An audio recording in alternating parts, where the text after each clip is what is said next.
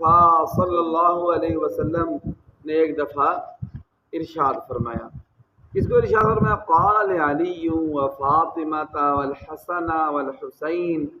اللہ کے پاک نبی صلی اللہ علیہ وسلم نے حضرت علی المرتضیٰ شیر خدا، حضرت فاطمہ الزہرا اپنی بیٹی، والحسن والحسین اور اپنے نواسوں حسن اور حسین کے بارے میں فرمایا لوگوں کو کانا حرب لمن حاربہم وسلم لمن سالمہم.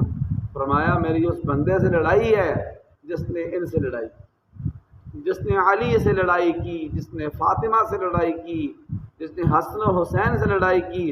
حضور نے فرمایا میری بھی اس سے جنگ ہے، میرا بھی اس کے ساتھ اعلان جنگ ہے.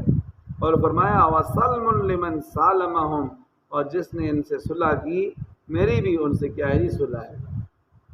تو اللہ تعالیٰ سے دعا ہے اللہ تعالیٰ ہمیں عمل کی توفیق عطا فرمائیں. وآخر دعوانا